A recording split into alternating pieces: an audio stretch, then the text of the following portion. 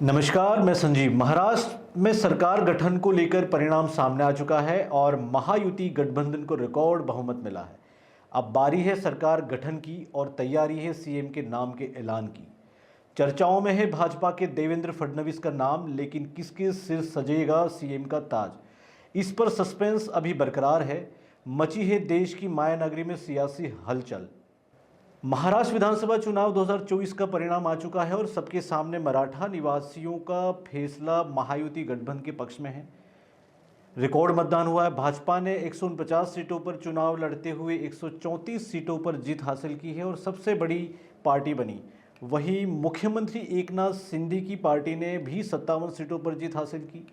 वहीं महायुति के तीसरे बड़े सहयोगी एनसीपी को 41 सीटें मिली है, यानी महाराष्ट्र निवासियों ने 288 सीटों में से 234 सीटों पर महायुति गठबंधन पर भरोसा जताया और एक बार फिर प्रदेश में महायुति सरकार बनने का रास्ता साफ कर दिया। महाराष्ट्र विधानसभा चुनाव में सत्तारूढ़ महायुति की इस बार आई भारी सुनामी में महाविकास अघाड़ी को ऐसी हार का सामना करना पड़ा कि विपक्ष के नेता पर ही सवाल खड़ा हो गया। महाराष्ट्र की जनता ने महाविकास अघाड़ी यानी एमवीए को विपक्ष नेता के लायक भी नहीं छोड़ा। भाजपा ने जहां महाराष्ट्र में 10 साल पुराना रिकॉर्ड तोड़ दिया, वहीं विपक्ष दल ऐसे तिराहे पर आ गई है कि 10% सीट भी नसीब नहीं हुई जीत को लेकर। अब सत्ता में लौट रहा है महायुति गठबंधन, तो जाहिर है मुख्यमंत्री कौन होगा, सवाल उठना जरूरी है। फिलहाल गठबंधन में किसी एक नेता के नाम पर सहमति नहीं बन पाई है।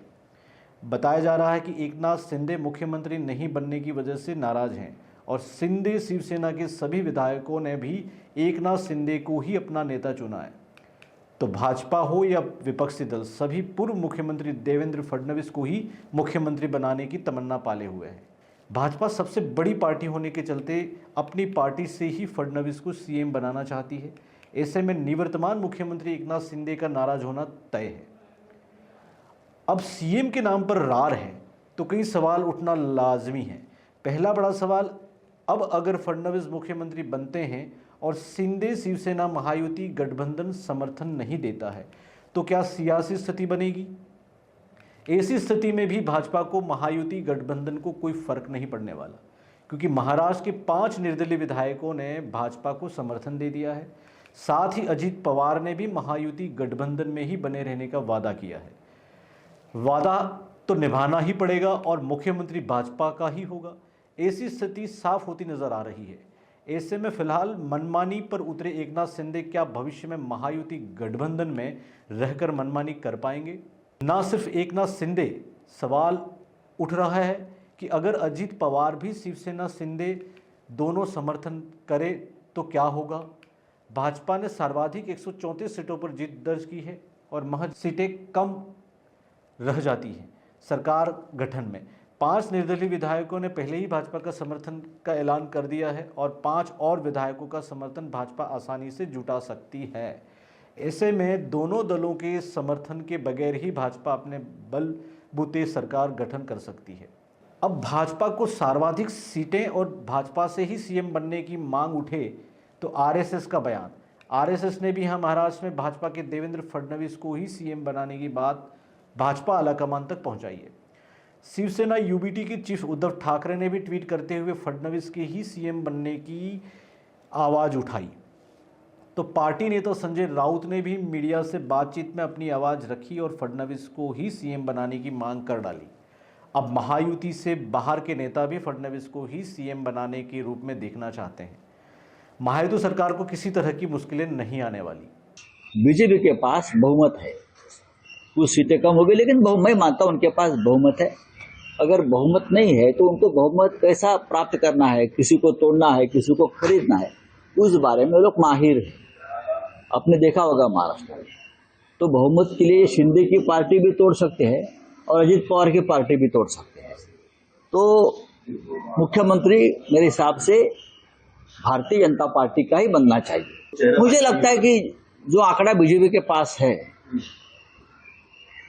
और नैतिकता के आधार पर अगर हम देखें तो देवेंद्र फडणवीस ही मुख्यमंत्री बनेंगे, ऐसा मुझे लगता है। अब हर तरफ फडणवीस की मांग। इस बीच शिंदे ने खेला एक दांव। शिंदे ने लाडली बहना योजना को लेकर अपनी बात रखी और कहा उन्होंने इस योजना को लागू किया और उसके चलते गठबंधन को अपार समर्थन मिला। लेकिन हकीकत हर सियासी दिग्गज जानता है कि चुनावी कैंपेन हो या महायुति गठबंधन, देवेंद्र फडणवीस ही थे जिन्होंने पूरे चुनावी कैंपेन को लीड किया और महायुति सरकार को पहुंचाया 234 सीटों तक। ना सिर्फ गठबंधन बल्कि भाजपा आला कमान तक भी पहुंचा दी अपनी काबिलियत। मैं मुख्यमंत्री खुद को नहीं समझता था, मैं सीएम मीन्स कॉमन मैन।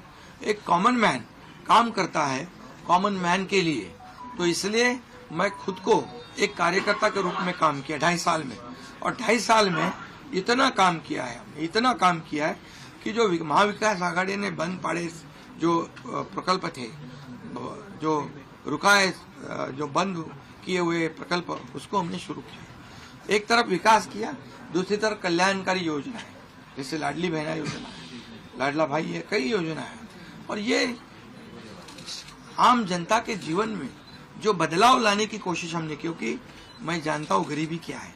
आखिर में बढ़ते सियासी घमासान में साफ हो चला है कि मुख्यमंत्री भाजपा गठबंधन से ही बनेगा और अंतिम राय पूर्व मुख्यमंत्री देवेंद्र फडणवीस पर बन चुकी है। भाजपा आलाकमान ने देवेंद्र फडणवीस को दिल्ली भी बुला लिया है और कभी भी देवेंद्र फडणवीस दिल्ली से मुंबई लौटकर राज्यपाल को सरकार बनाने का दावा पेश कर सकते हैं। अजीत पवार दिल्ली सीएम पद की लालसा में महायुति गठबंधन में बने रहने और शिवसेना शिंदे से एकनाथ शिंदे की मजबूरी रहेगी कि वो गठबंधन में बने रहें या फिर सत्ता से दूर, जो कोई नहीं चाहता। सियासी खबरों में ये भी सामने आ रहा है कि एकनाथ शिंदे ने सीएम पद का त्याग कर दिया है और कहा कि उन्होंने भाजपा का मुख्यमंत्री मंजूर है और वे भाजपा के हर फैसले के साथ हैं। लेकिन अब क्या होगा ये वक्त बताएगा और महज कुछ घंटों में ही हो जाएगी स्थिति साफ कि आखिर कौन महाराष्ट्र का अगला मुख्यमंत्री होगा। पूर्व सरकार का कार्यकाल पूरा हो चुका है और निवर्तमान मुख्यमंत्री एकनाथ शिंदे राज्यपाल को इस्तीफा सौंप चुके हैं। अब बारी है नए सीएम के शपथ ग्रहण की, लेकिन ऐतिहासिक बहुमत के साथ सत्ता में आए महायुति गठबंधन में सीएम के नाम को लेकर रार बरकरार है। कौन होगा महाराष्ट्र का अगला मुख्यमंत्री? हर कोई कर रहा है इस नाम का इंतजार। भाजपा या शिवसेना या फिर एनसीपी, शिंदे, फडणवीस या अजीत पवार, फिर कोई और? हम करेंगे सबसे पहले खुलासा। बने रहिए हमारे साथ न्यूज़ अफेयर 24 के साथ।